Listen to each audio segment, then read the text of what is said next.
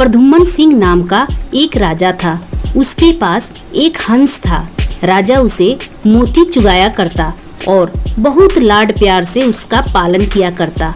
वह हंस नित्य प्रतिदिन शाम सुबह राजा के महल से उड़कर कभी किसी दिशा में और कभी किसी दिशा में थोड़ा चक्कर काटकर आ जाया करता था। एक दिन वह हंस उड़ता हुआ मंत्री जी की छत पर जा बैठा। मंत्री जी की पुत्रवधू गर्भवती थी। उसने सुन रखा था कि गर्भावस्था में यदि किसी स्त्री को हंस का मांस खाने को मिल जाए तो उसकी होने वाली संतान अत्यधिक मेधावी, तेजस्वी, भाग्यशाली होती है। ऐसे ही छत पर हंस आया देखकर उसके मुंह में पानी भर आया। उसने हंस को पकड़ लिया और रसोई में ले जाकर उसे पकाकर खा गई। इस बात का पता न उसने अपनी सास को लगने दिया, न ससुर को और न पति को, क्योंकि उसे भय था कि अगर राजा को इस बात का सुराग लग गया तो बड़ा अनिष्ट हो जाएगा। उधर जब रात होने पर हंस राजमहल में नहीं पहुंचा तो राजा रानी को बहुत चिंता हुई। उनका मन व्याकुल हो गया।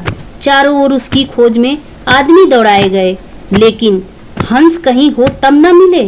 राजा ने आस पड़ोस के शहर कस्बों में सूचना करवाई कि अगर कोई हंस का पता लगा सके तो राजा की ओर से उसे बहुत बड़ा पुरस्कार दिया जाएगा।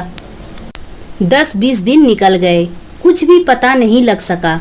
चूंकि वह हंस राजा रानी को बहुत प्रिय था, अतः वे उदास रहने लगे। एक दिन एक कुटनी राजा के पास आई और बोली कि वह हंस का पता लगा सकती है, लेकिन उसे थोड़ा समय चाहिए। मेरे राज्य के पंडित, ज्योतिषी, हाकिम, हुक्काम और मेरे इतने सारे गुप्तचरों में कोई भी पता नहीं लगा सका। तुम कैसे पता लगा सकोगी? मुझे अपनी योग्यता पर विश्वास है। अगर अंदाता का हुक्म हो तो एक बार आकाश के तारे भी तोड़ ले आऊं। आप मुझे थोड़ा सा समय दीजिए और आवश्यक धन दे दीजिए। उसे वापस न ला सकी तो मैं आपको विश्वास दिलाती हूँ कि उसका अता पता अवश्य ले आऊंगी। राजा ने स्वीकार कर लिया और कुटनी अपने उद्देश्य के सिद्धि के लिए चल पड़ी। सबसे पहले कुटनी ने यह पता लगाया कि शहर के धनी घरों में कौन कौन सी स्त्री गर्भवती है। उसे पता था कि गर्भावस्था में किसी स्त्री को यदि हंस का मांस मिल जाए तो वह बिना खाए नहीं रहेगी। साथ ही यह भी जानती थी कि साधारण घर की कोई भी स्त्री राजा का हंस पकड़ने का साहस नहीं कर सकती। खोजते खोजते उसे पता लग गया कि मंत्री की पुत्रवधू गर्भवती है। अतः उसके मन में संदेह हो गया कि राजा का हंस उड़ते उड़ते किसी दिन उसके छत पर आ गया हो और गर्भावस्था में होने के कारण लोभवश वह स्त्री उस हंस को खा गई हो। कुटनी ने सोचा, किसी भी स्त्री के दिल की गहराई की बात जानने के लिए सबसे पहले उसके पीहर की हालचाल जानना आवश्यक है। इसलिए कुटनी उसके पीहर के गांव पहुंची। वहां जाकर उसने पीहर वालों के सारे लोगों के नाम, पता, उसके घर में बीती हुई खास पुरानी घटनाओं की जानकारी ली। उसे पता लगा कि मंत्री की पुत्रवधू की बुआ छोटी उम्र में ही किसी साधु के साथ चली गई थी और आज तक लौटकर नहीं आई हैं। उसने सोचा, अब मंत्री के घर जाकर उसकी पुत्रवधू की बुआ बनकर भेद लेने का अच्छा अस्त्र अपने हाथ आया है। वह कुटनी बुढ़िया किसी तरह दिमाग लगाकर मंत्री जी के घर में घुस गई। उनकी पुत्रवधू के साथ बहुत ही स्नेह और प्यार से बातें करने लगी। बोली, बेटी, मैं तेरी बुआ हूँ। हम दोनों आज पहली बार मिल रही हैं। तुम तो जानती ही हो कि मैं बहुत पहले घर छोड़कर एक साधु के साथ चली गई थी। हाल ही में घर लौट कर आई और भैया से मिली तो उसने बताया कि तुम यहाँ ब्याही गई हो और तुम्हारे ससुर राज्य के मंत्री हैं। यह जानकर मन में तुमसे मिलने की बहुत इच्छा हुई तो यहाँ चली आई। तुम्हें देखकर मेरे मन में बहुत ही खुशी हुआ। भगवान तुम्हें सुखी रखे और तुम्हारी कोख से एक क्रांतिवान तेजस्वी पुत्र पैदा हो। मैं परसों वापस जा रही हूँ और तुम्हारे लड़का होने के बाद भैया भाभी के साथ लेकर बच्चे को देखने और उसे प्यार करने के लिए यहाँ आऊंगी। मंत्री की पुत्रवधू ने अपने भोलेपन के कारण उसकी बातों का विश्वास कर लिया और बोली, अरे बुआ जी, आप अभी अभी तो आई हैं, इतना जल्दी जाने की बात करती हैं। मैं अभी थोड़े ना आपको जाने दूंगी, 10-20 दिन रहिए, उसके बाद जाने की सोचिएगा। बेटी, जब तुम इतना जिद करती हो तो रह जाती हूँ 10-20 दिन। थोड़े ही दिनों में बुआ भतीजी खूब हिल मिल गई।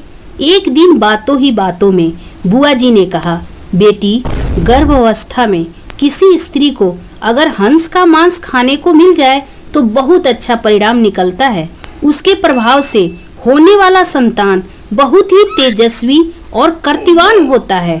किंतु हंस तो मानसरोवर को छोड़कर कहीं और नहीं होते, तो हंस का मांस मिलना बहुत कठिन है।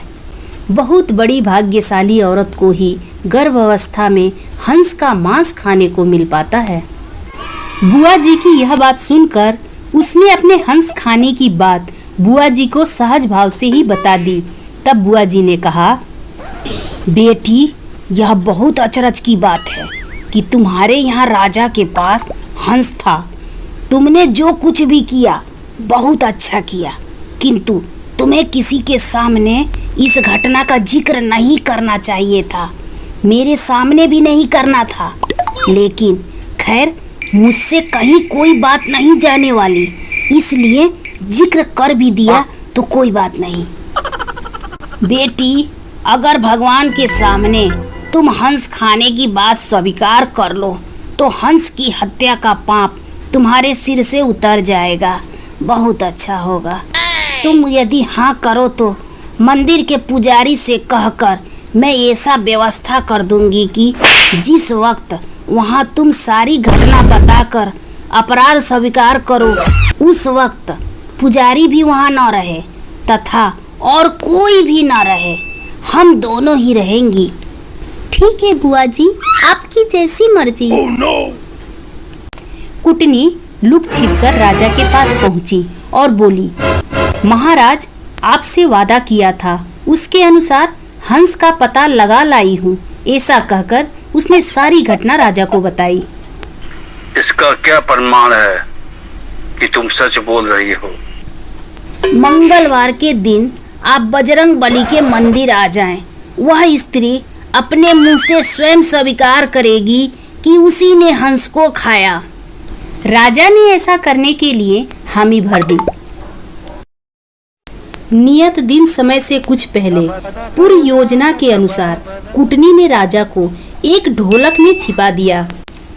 मंदिर खुला हुआ था, पुजारी या और दूसरा कोई भी व्यक्ति वहां नहीं था। अब बुआ जी ने शुरू किया, हाँ तो बेटी, क्या बात हुई थी उस दिन? मंत्री की पुत्रवधू ने घटना आरंभ की। वह थोड़ा सा ही घटना कह पाई थी कि कुटनी ने सोचा, राजा ध्यान पूर्वक सुन तो रहे हैं ना, इसलिए वह ढोल की तरफ इशारा करके बोली, ढोल रे ढोल, सुन बहू के बोल। यह सुनकर भतीजी का माथा ठनका। उसे बहम हो गया कि हो न हो दाल में कुछ काला है, मालूम होता है मैं ठगी जा रही हूँ। वह चुप हो गई। हाँ बेटी, फिर आगे क्या हुआ? इस पर भतीजी बोली, उसके बाद तो बुआ जी मेरी आंखें खुली और सपना ही टूट गया। ज्यों ही भतीजी की आंखें खुली, त्यों ही बुआ जी की आंखें खुली की खुली रह गई। उसके पांव तो भतीजी से भी भारी हो गए। अब उसका और मैं ये जो मजा है हिंदुस्तान के हर व्यक्ति को देना चाहता हूँ।